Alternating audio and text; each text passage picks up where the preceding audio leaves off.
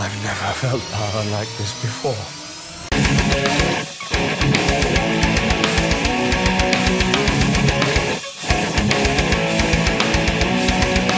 What's up, guys? I'm on my way to see X-Men Apocalypse, and with me...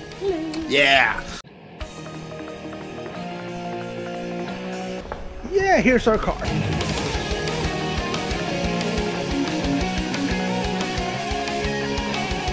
We're here at the usual spot.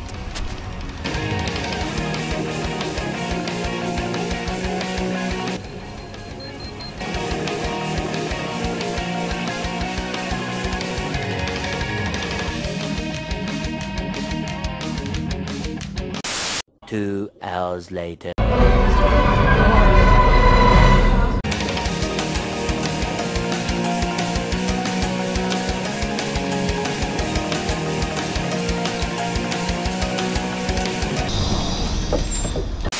Tomorrow. What is up, you guys? Claudio back again with another movie review. This time we have X-Men Apocalypse, directed by Bryan Singer. You've probably seen the trailers. I'm just gonna add that this is a spoiler-free movie review, so I'm not gonna spoil anything for anybody. And yeah, you can just keep on watching. Well, what do we have? I saw the movie yesterday, and I thought it was interesting. I enjoyed it. I did, to be honest, I did. I wasn't sure that I would, and I said that on my pre-movie thoughts segment I did. But yeah, the movie turned to be, it was pretty good. Well, first we start off with Apocalypse. They show us a little bit of his backstory. He's called, what was he called? Like En Sabbath Noor or something like that. And yeah, he's like the big meanie played by Oscar Isaac. He does a phenomenal job. I really like Oscar Isaac. So yeah, he did a decent job there. He had his four horsemen, Magneto, played by, what's his name, Michael? I always mispronounce his last name. I think it's Fassbender or something like that. The girl who plays Storm, she has an accent, by the way, which was kind of cool, like that. I don't remember her name. I know that Olivia Munn plays Psylocke, and this other dude plays Angel, and that's the four, right? On the good team, we have obviously James McAvoy playing Charles Xavier. We have Hank McCoy played by some dude. We have Quicksilver played by some other funny dude. We have Nightcrawler played by some even funnier dude, to be honest. Then we have Phoenix played by Sansa Stark from Game of Thrones. She does a phenomenal job as Phoenix, I think. Or Jean Grey, or whatever you want to call it. And then we have Cyclops played by some random dude. I wasn't really a fan of his. I never really liked Cyclops, not even in the old movies, to be honest. I've never been a fan of him for some reason. I don't know why. But anyway, Apocalypse is a badass. He wants to destroy everything. And he can turn anything into dust or something like that. Like, really destroy everything into the last molecule. It's very interesting, his powers. And he demonstrated, and it's very, very cool. He can do very cool things with his powers. And he has had a long time. He's lived for a long time, so he's had like a long time to, you know, I guess getting used to his powers. He really knows how to use it, and it's pretty cool. He really is a badass. You know, he wants to destroy the world and yada yada. The movie itself, I'd say like the build-up is a bit slow because it deals with several backstories at the same time. We have the Apocalypse one, where they introduce him, and then when he basically wakes up and starts recruiting. On the other hand, we have the backstory to what Magneto is up to, which was pretty interesting. I thought that was cool. I'm not gonna give it away, but it was pretty interesting what he was up to. And for a good amount of time, Mystique is also being this freedom fighter, helping mutants, and it's like...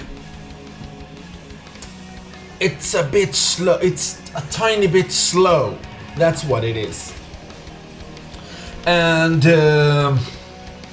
yeah, anyway, I thought it was interesting still, the backstories, but I mean the movie's like two and a half hours, something like that.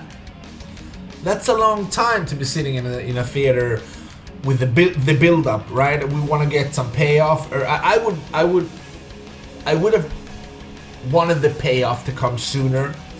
In some of the things that went on in this movie, there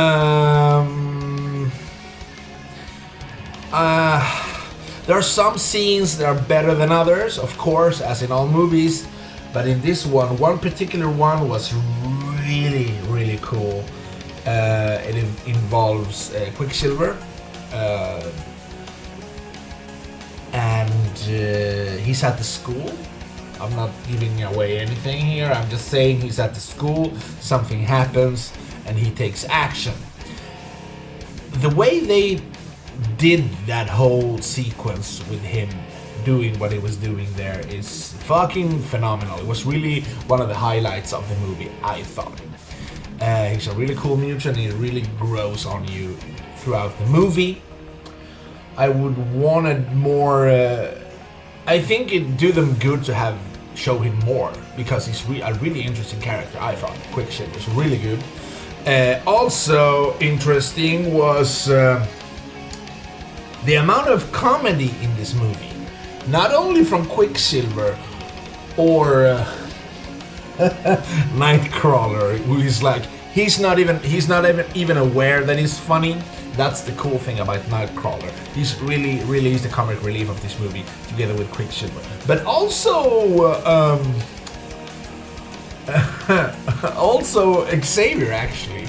Also, Professor Charles Xavier is funny when you don't expect him to be, and it's kind of weird because it sets a tone that is like, what am I at? What are we looking at? It's really weird, but it's also pretty interesting, to say the least. So I thought that was kind of cool, that they let the air out every now and then and made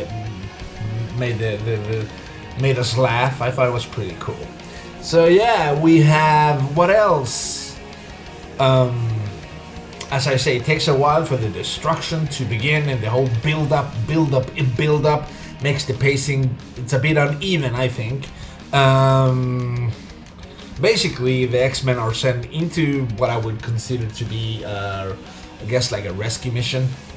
It's in, they have to go to one place to save these people from this thing, to be able to go to this other thing where they have to say, so it's like it takes a while for them to actually get to the clash, you know.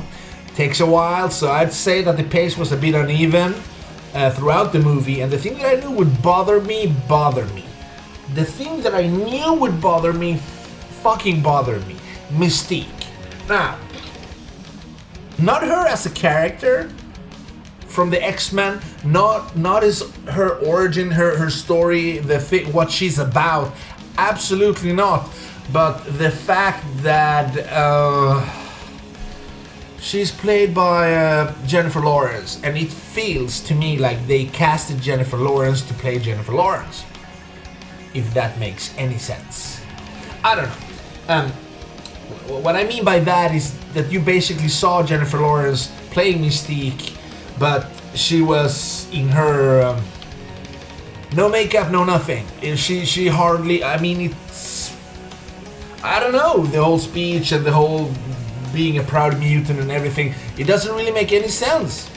It's weird to me, and it fucking bothered me. It did bother me. Jennifer Lawrence, nothing against her as an actress, she's really good, and she actually pulls off a really good Mystique. She does. She's really good. But the whole thing that she it's not when she could have the opportunity to I don't know, it's you have to have that money shot all the time of her fucking face to sell tickets, and it's very irritating because it's getting in the way of the whole thing with the fucking mutant, with Mystique and what she's about, you know what I mean? It's fucking weird. So yeah, that I knew that would bother me. I didn't know to watch it to which extent it would bother me, but I was a bit pissed about it, to be honest, throughout the movie. But still, X-Men Apocalypse was a good time. It was. I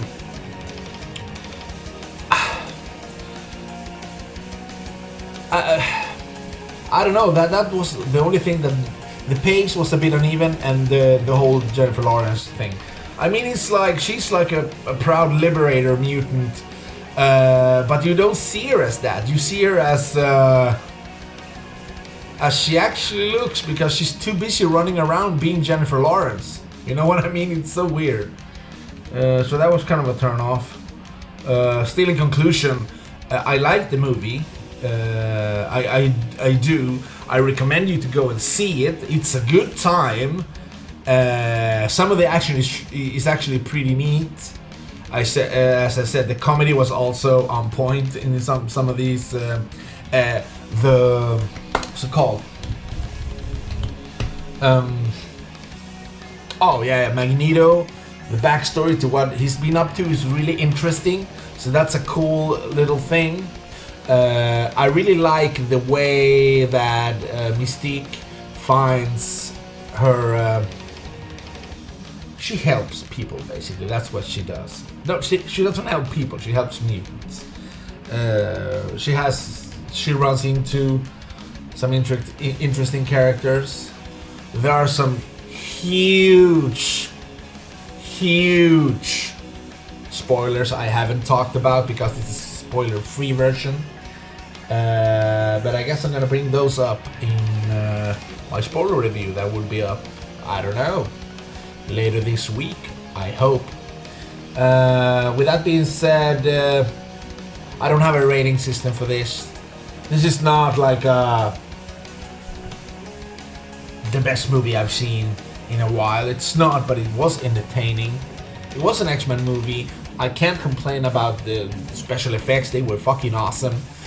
I was actually fucking afraid at first because I remember, I don't know if you guys know, but check out this picture here. This was the picture that leaked.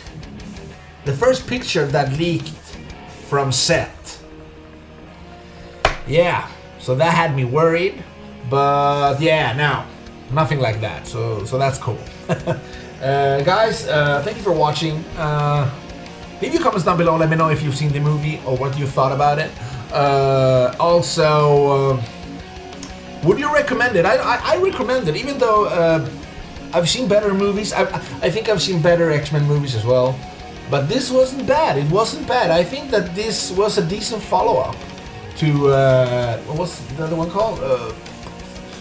Days of Future Past. Yeah, this was a decent follow-up. I thought it was pretty good, to be honest. So yeah, guys, leave your comments down below. Let me know what y'all think about this. Thank you for liking, commenting, and all that good stuff. And hopefully, I see you in the next